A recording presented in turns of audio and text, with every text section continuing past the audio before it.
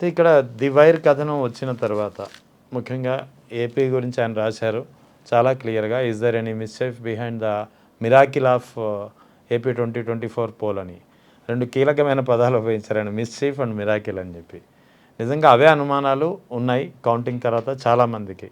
So ఈ నేపథ్యంలో ప్రజలందరికీ కూడా తెలియాలి, వైర్ కథనం ఎప్పుడైతే వచ్చిందో ఈ కథనం నేపథ్యంలో ఇప్పుడు మనం ఎవరైతే మాట్లాడుతున్నామో ప్రముఖ సెఫాలజిస్ట్ ఆరామ్ మస్తాన్ వలి పేరు ఈ వైర్ కథనం నేపథ్యంలో ఒక్కసారిగా చర్చనీయాంశంగా మారింది. ఎందుకంటే ఈ ఎన్నికలకు ఆయన ఇచ్చినటువంటి ప్రెడిక్షన్ ఏదైతే ఉందో ఆ ప్రెడిక్షన్ నిజం కాలేదు. ఎప్పుడైతే వైర్ కథనం వచ్చిన తర్వాత నిజంగా ఇలాంటి మాల్ ప్రాక్టీస్ జరగకుండా ఉంటే ఆరామ్ మస్తాన్ వలి నాడు ఏం చెప్పారు అది ఖచ్చితంగా 100కి 100 జరిగి ఉండేదని చెప్పి ఒక వాదన ఇప్పుడు ప్రజల్లో వస్తుంది, క్రమంగా బలపడుతుంది.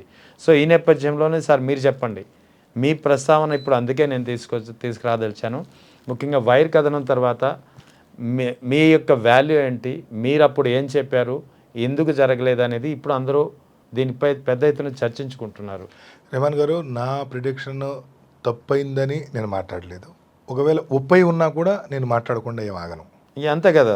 సో నా ప్రిడిక్షన్ తప్పులకి ఇప్పుడు జరుగుతున్నటువంటి దానికి నేనైతే సంబంధాన్ని అంటగట్టదలుచుకోలేదు.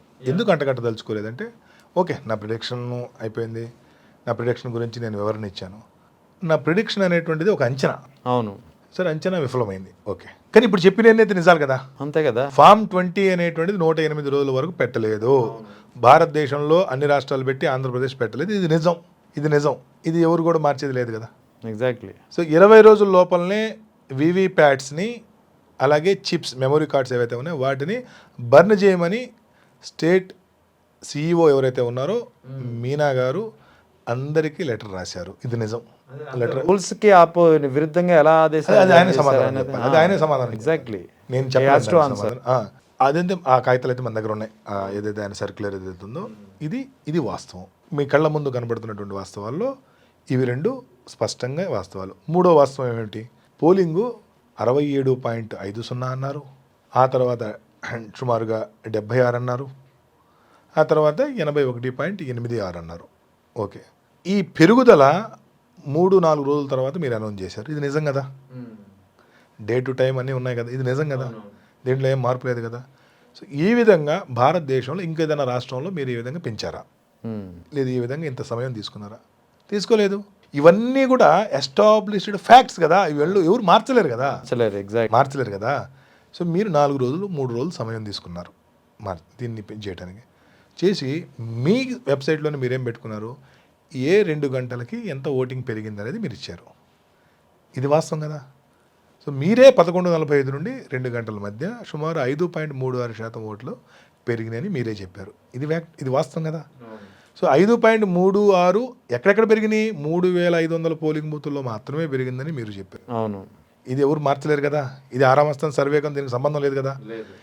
అంటే 5.36% అంటే పోలైనటువంటి 3,33,00,000 ఓట్లలో ఇది ప్రతి పోలింగ్ బూత్ ఓవరాల్గా 17,85,000 ఓట్లకు సమానం. 17,85,000 అంటే 3,500 పోలింగ్ బూత్లో 510 ఓట్లు. మీరేం చెప్పదలుచుకున్నారు? కేవలం 2 గంటల 15 అంటే ఉదయం 7 గంటల నుండి రాత్రి 11:45 దాకా పోలుగానటువంటి ఓట్లు కేవలం అర్ధరాత్రి 11:45 నుండి 2 గంటలు అంటే 2 గంటల 15 నిమిషాల్లో 510 ఓట్లు పెరిగినవి అని మీరు చెప్పదలుచుకున్నారు. ఇది నిజం కదా. మీరు చెప్పదలుచుకున్న నిజం కదా. అవును. ఇవన్నీ పెట్టుకొని మీరు నిష్పక్షపాతంగా ఎన్నికలు జరిగినాయి అని ఎలక్షన్ కమిషన్ చెప్పదలుచుకుందా? చెప్పదలుచుకుంటే చెప్పండి, ఎస్ నిష్పక్షపాతంగా ఎటువంటి మ్యానిపులేషన్ లేకుండా ఎన్నికలు జరిగినాయి అని చెప్పండి.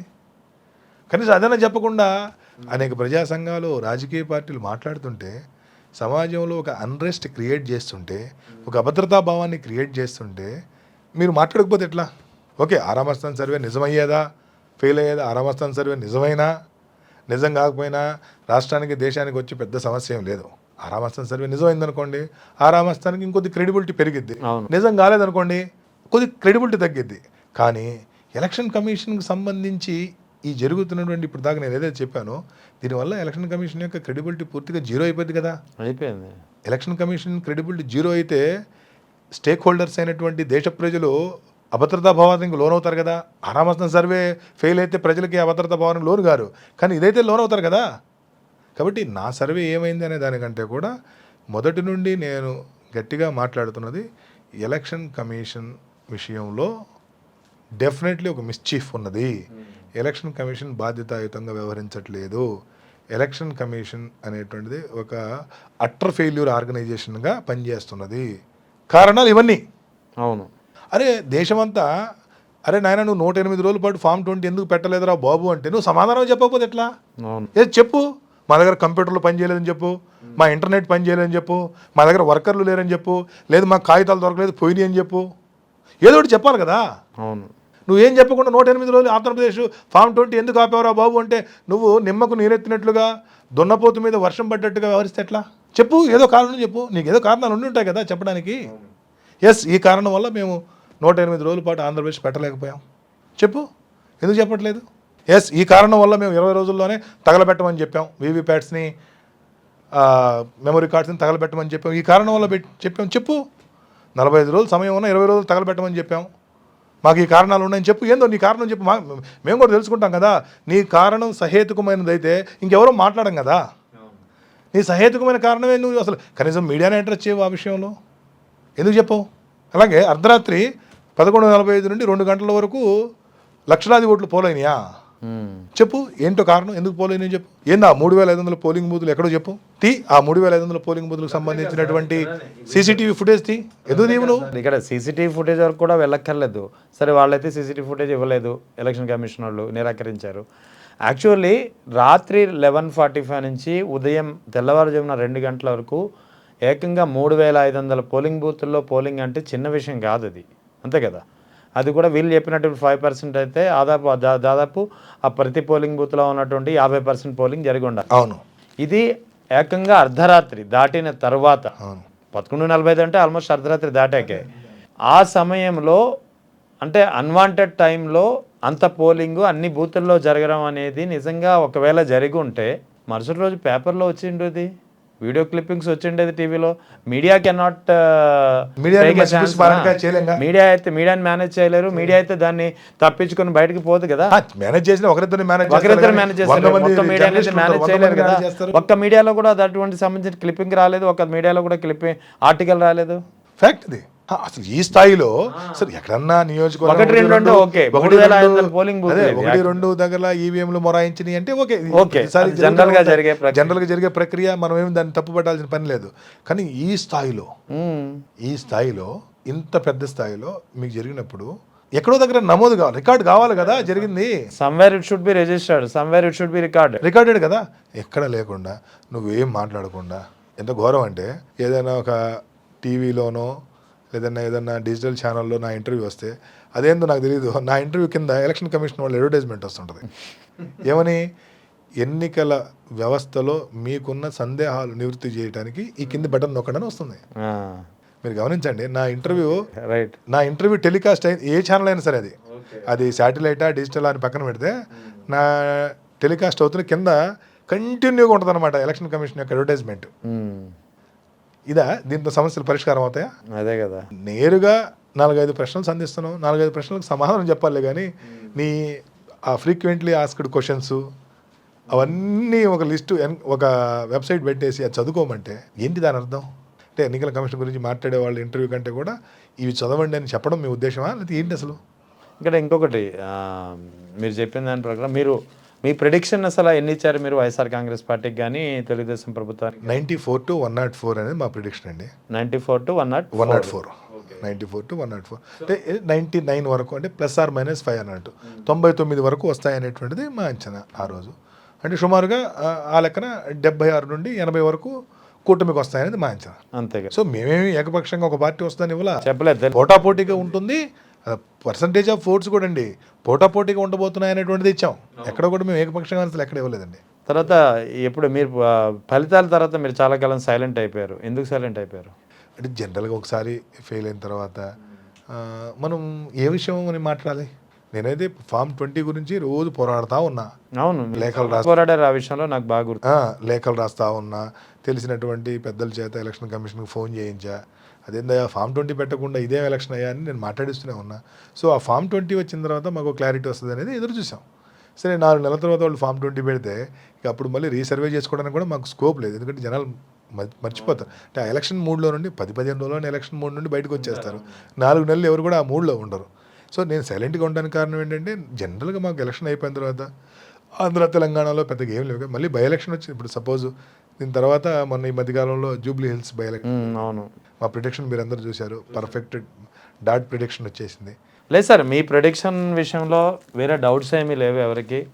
మీ ప్రెడిక్షన్స్ కోసం చాలామంది ఎన్నికలు వచ్చిన ప్రతిసారి ఏ రాష్ట్ర ఎన్నికలైనా సరే ఆరా సంస్థ ఏం చెప్తుంది, ఆరా మస్తాన్ వాళ్ళు ఏం చెప్తారని ఒక ఆసక్తి, ఒక ఇది ఉంటుంది, ఇంట్రెస్ట్ అనేది. కానీ ఇక్కడ ఇప్పుడు మీరు సైలెంట్ అయిపోయారు కదా, కానీ ఇప్పుడు మీరు సైలెంట్ అవ్వాల్సిన అవసరం లేదు సార్. తల ఎత్తుకుని సగర్వంగా చెప్పండి, ఆరా మస్తాన్ వాళ్ళ అంచనా తప్పలేదు అని చెప్పండి. ఎందుకంటే ఈ మిస్చీఫ్ ఏదైతే పరకాల ప్రభాకర్ గారు బయట పెట్టారో, ఈ మిస్చీఫ్ జరిగి ఉండకపోతే what you have predicted is exactly will be right అని. రేవణ్ గారు, నేను తల ఎత్తుకున్నా తల ఎత్తుకోకపోయినా దేశానికి ప్రజాస్వామ్యానికి దేశానికి ప్రజాస్వామ్యానికి అని కాదు సార్ ఇక్కడ చెప్పాలి. బట్ ఎలక్షన్ కమిషన్ మాత్రం తలెత్తుకొని ఉండాలండి. ఎలక్షన్ కమిషన్ అనేటువంటిది ఆల్వేజ్ తలెత్తుకొని ఉండాలి. అది ఏ రోజు తలదించుకోవాల్సిన పరిస్థితి వస్తుందో ఆ రోజు భారత ప్రజాస్వామ్యాన్ని ప్రమాదంలో పడింది. కాబట్టి నేను కానీ నా సంస్థ కానీ మేము చాలా చిన్నవాళ్ళం. మా ఏమంటారు, మా రెప్యుటేషనో మా డిగ్నిటీనో పెద్దగా ఇదేం కాదు. కానీ ఎలక్షన్ కమిషన్ ఇన్ని ప్రశ్నలు దాని ముందు పెట్టుకొని వాళ్ళు చెప్పలేకపోవడం అనేది మాత్రం ఇది ఏమాత్రం మంచిది కాదండి. ఎందుకంటే దేశంలో అనేక మంది మాట్లాడుతున్నప్పుడు సరే ఓకే, సాధారణమైనటువంటి వ్యక్తులకి మీరు సమాధానం చెప్పరు. ఈ దేశంలో ఉన్న రాజకీయ పార్టీలు మాట్లాడితే కూడా మీరు చెప్పకపోతే ఎట్లా?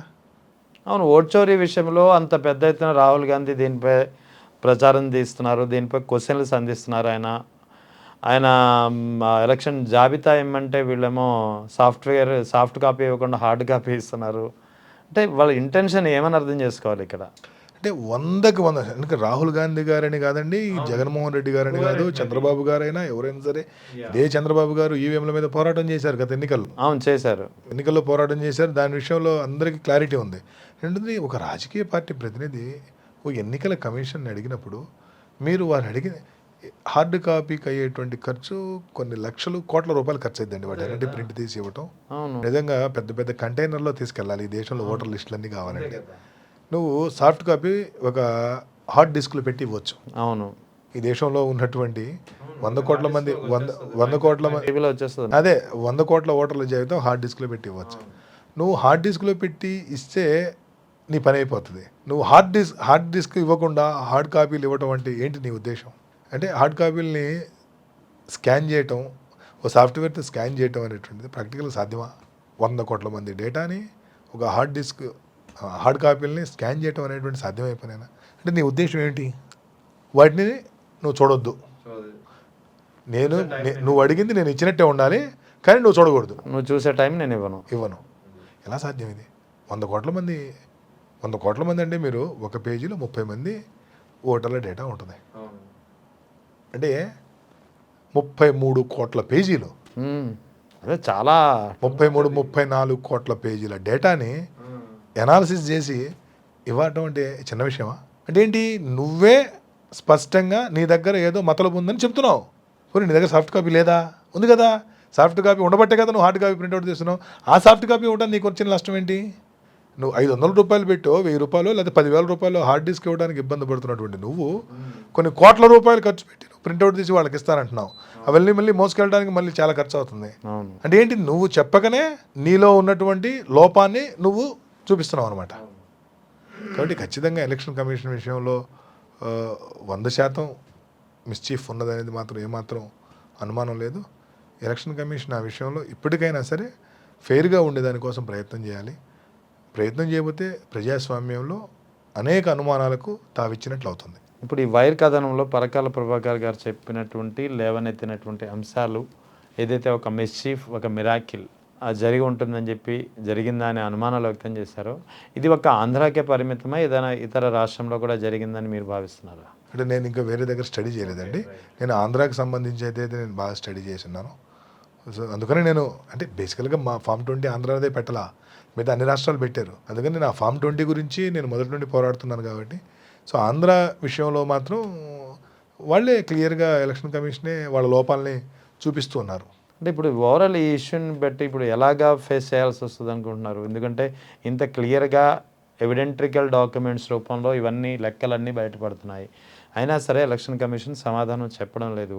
AP CEO Mukesh Kumar Meena where he is now అనేది ఆన్సర్ లేదు. మరి ఇంత జరుగుతుంటే దీనికి న్యాయపరంగా తీసుకెళ్లే అంశం ఏమైనా ఉంటుందంటారా? అంటే రెహమాన్ గారు ఖచ్చితంగా వీటిని కోర్టుల్లో ఇటువంటి వాటికి ఎక్కడో చోట పుల్ స్టాప్ పెట్టాల్సిన అవసరం అయితే ఉంది కదా. ఖచ్చితంగా వీటిని కోర్టుల్లో అయితే సవాల్ చేయాల్సిందే. హ్మ్. అయితే కోర్టుల్లో సవాల్ చేసి ఖాళీ కూర్చుంటే కాదు, ఎస్. ప్రజాక్షేత్రంలో కూడా వీటి మీద పోరాటాలు జరగాలి, ప్రజా ఉద్యమాలు నిర్మాణం చేయాలి.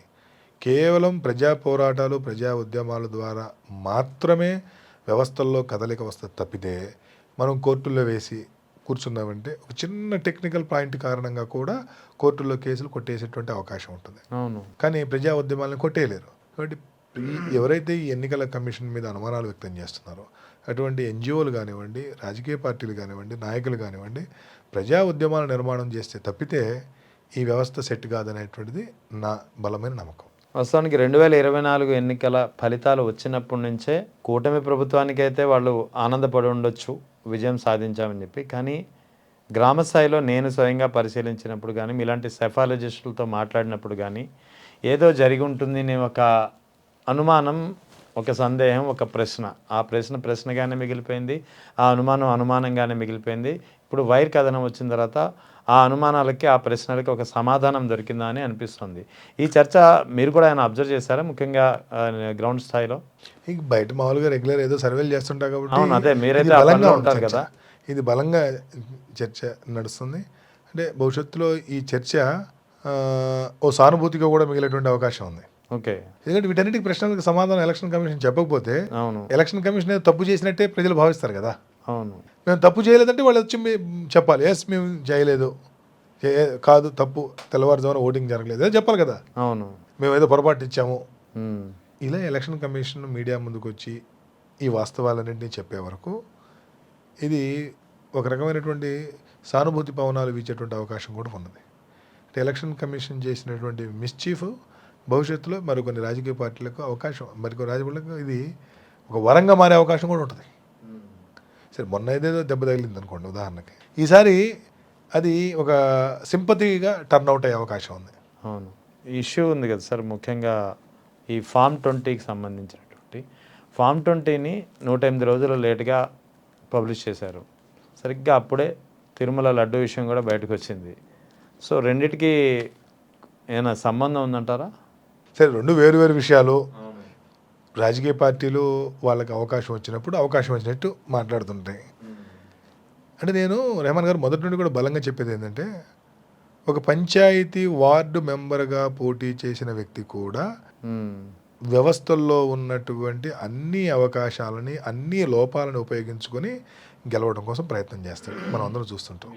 డబ్బులు పంచుతాడు, బెదిరింపులు చేస్తాడు, ఏదన్నా ఓటర్లని ప్రలోభ పెట్టడానికి అనేక రకమైనటువంటి తాయిలాలు ఇస్తుంటాడు. ఇవన్నీ మనం చూస్తున్నాం. ఇది పంచాయతీ, ఒక చిన్న పంచాయతీలో వార్డు మెంబర్గా పోటీ చేసేటువంటి వ్యక్తి. ఒక వార్డు మెంబర్లో ఒక దగ్గర 100 ఓట్లు కూడా ఉండవు. అక్కడ ఉన్నప్పుడు ఇంత పెద్ద రాష్ట్రాలకి, ఇంత దేశాన్ని కైవసం చేసుకోవాలి, లేదా అధికారంలోకి రావాలనుకునేటువంటి వ్యక్తులు అనేక రకాల ప్రయత్నాలు చేస్తారు. లోపాలను ఉపయోగించుకుంటారా, తాయిదాలు ఇస్తారా, డబ్బులు పంచుతారా. కాబట్టి ఎన్నికలలో పోటీ చేసేటువంటి పార్టీలు కానీ, వ్యక్తులు కానీ వ్యవస్థని ఎప్పుడైనా సరే చిన్నాభిన్నం చేసైనా సరే గెలవాలని కోరుకుంటారు. దాని నుండి ప్రజాస్వామ్యాన్ని, ఎన్నికల వ్యవస్థని కాపాడాల్సింది ఎలక్షన్ కమిషన్.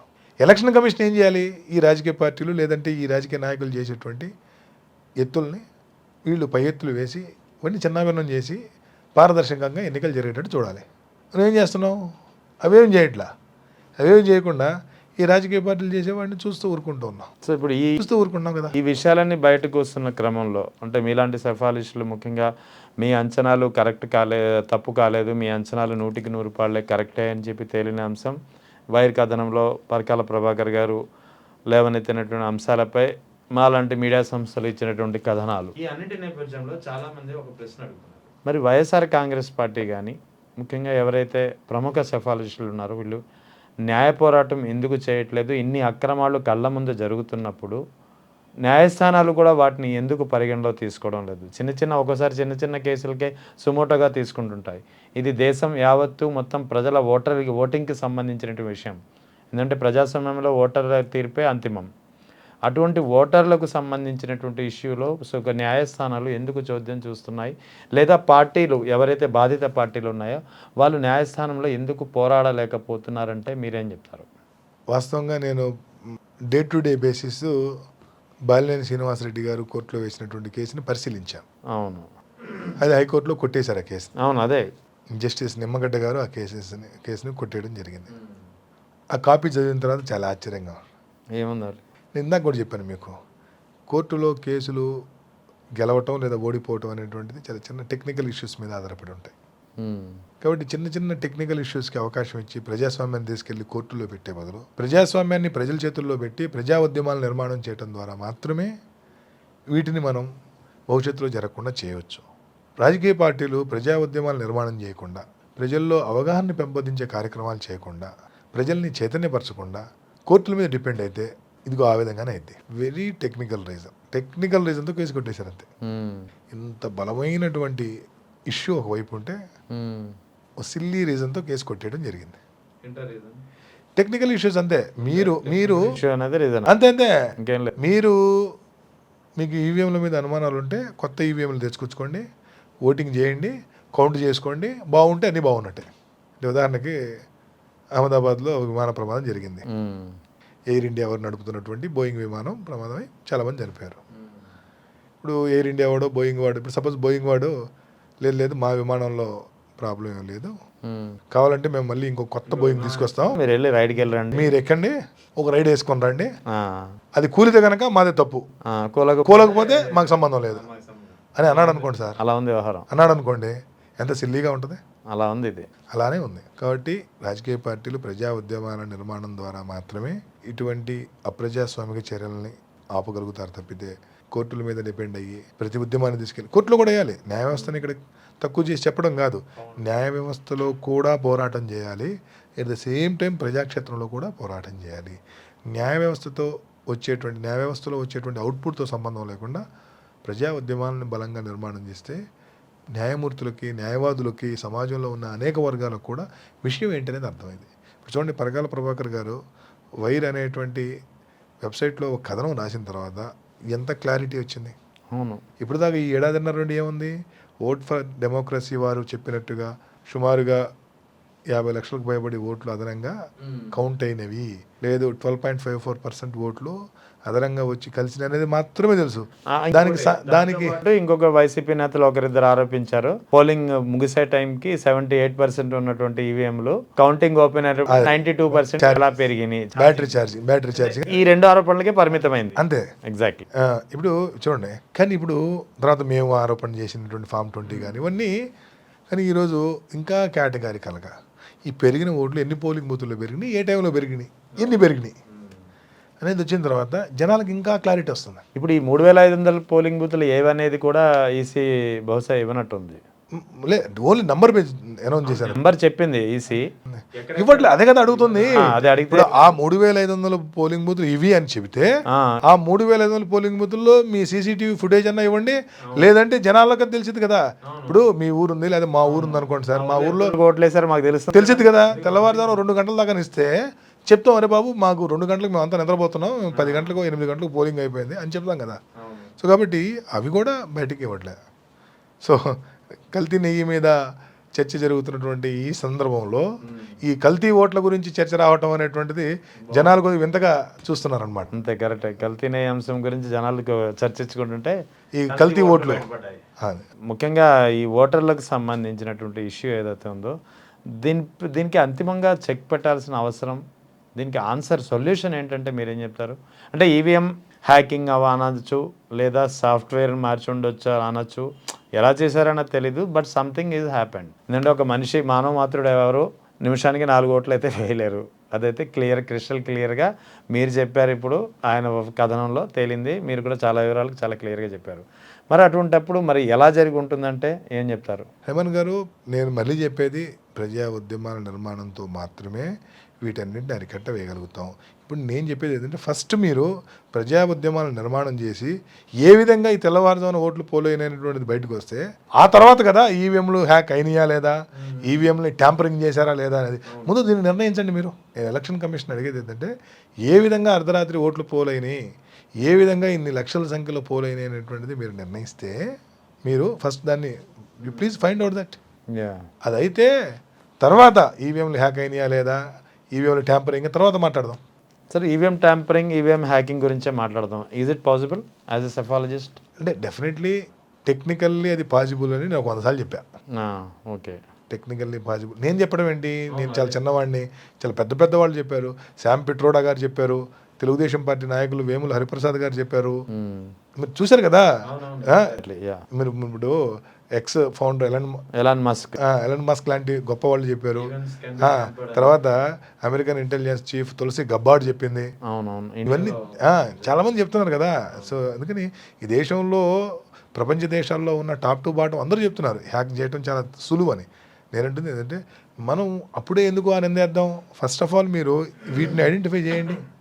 ఎలక్షన్ కమిషన్ నేను కోరేది ఏంటంటే ఈ అర్ధరాత్రి పోలింగ్ ఎక్కడెక్కడ జరిగింది ఆ సీసీటీవీ ఫుటేజ్లు బయట పెట్టండి. ఫస్ట్ ఆఫ్ ఆల్ బయటపెట్టి మీరు కనుక 3,500 పోలింగ్ బూతుల్లో 500 మందికి పైబడి క్యూల్లో ఉన్నారు, ఉండి ఓట్లు వేసారంటే ఓకే గుడ్, మీరు చెప్పింది నిజం. ఈ ఈవీఎం హ్యాకింగ్లు, ఈవీఎం ట్యాంపరింగ్లు నీ పూర్తిగా ఖండించవచ్చు. మీరు అది బయట పెట్టకపోతే ఇదే చర్చ నడిచింది. ఇదే చర్చ నడిస్తే ఇది సమాజంలో అది ఒక సానుభూతిగా మారిద్ది. ఖచ్చితంగా భవిష్యత్తులో వేరే రాజకీయ పార్టీలకు అది ఒక వరం అయింది. కాబట్టి దీన్ని నివృత్తి చేయవలసినటువంటి బాధ్యత ఎలక్షన్ కమిషన్దే.